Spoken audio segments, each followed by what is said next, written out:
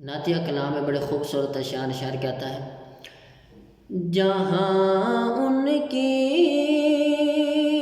نگاہوں کا نشانہ ٹھہر جاتا ہے، جہاں ان کی نگاہوں کا نشانہ ٹھہر جاتا ہے، جہاں ان کی نگاہوں کا نشانہ ٹھہر جاتا ہے، وہاں اپنا تو اپنا ہے، بیگانہ ٹھہر جاتا ہے۔ اور سیدنا عمر فاروق رضی اللہ تعالیٰ عنہ کی بات آئی، حضرت عمر فاروق رضی اللہ تعالیٰ عنہ گھر سے عزم لے کر یہ چلے کہ آج میں پیارے آقا محمد الرسول اللہ صلی اللہ علیہ وسلم کو نعوذ باللہ شہید کر دوں گا، لیکن رب کو کیا منظور تھا؟ شاعر کہتا ہے، چلا گھر سے عزم لے کر نبوت کو مٹا دوں گا، چلا گھر سے عزم لے کر نبوت کو مٹا دوں گا، مگر پھر کیا ہوا؟ پڑی نظر محمد جب، پڑی نظر محمد جب، دیوانہ ٹھہر جاتا ہے، بتا کیا منظر اے غار سو زمانے کی نظروں میں،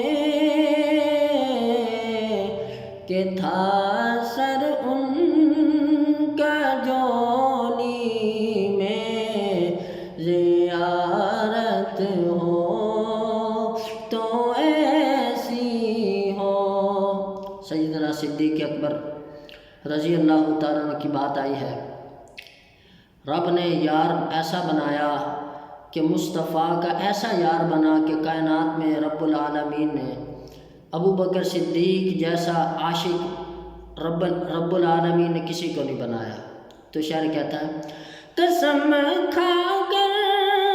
میں کہتا ہوں کہ غار شور میں جا کر، قسم کھا کر میں کہتا ہوں کہ غار شور میں جا کر، زمانے پر کے یاروں کا یارانہ ٹھہر جاتا ہے، زمانے پر کے یاروں کا یارانہ ٹھہر جاتا ہے، گواہ ہے مسجد نبوی کی دیواریں کے سجدے میں، سیدنا حسنین کرمین رضی اللہ تعالیٰ عنہ مسجد نبوی میں تشریف فرما ہوئے آقا دو جہاں نماز پڑھا رہے ہیں اور سجدے کی حالت میں ہیں۔ سیدنا حسین رضی اللہ تعالیٰ عنہ آئے، مصطفیٰ کے کندھے مبارک پر آ کر بیٹھ گئے، مصطفیٰ سجدہ میں ہیں اور آپ نے سجدے کو لمبا کر دیا، اپنے نواسوں کو اپنے کمر سے نیچے نہیں اتارا۔ تو شاعر کہتا ہے گواہ ہے مسجد نبوی کی دیواریں کے سجدے میں،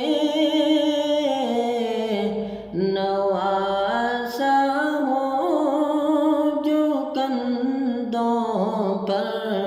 نواسا ہو جو کندھوں پر، تو نانا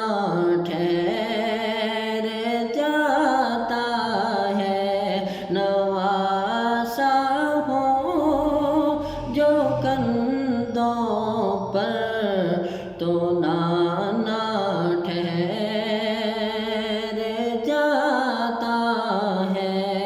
اس نعت کا سب سے خوبصورت شعر کہتا ہے، شب معراج آقا جب بیٹھ جائے سواری پر، شب معراج آقا بیٹھ جائے جب سواری پر، تو واپس پلٹنے تک زمانہ ٹھہر جاتا ہے، جہاں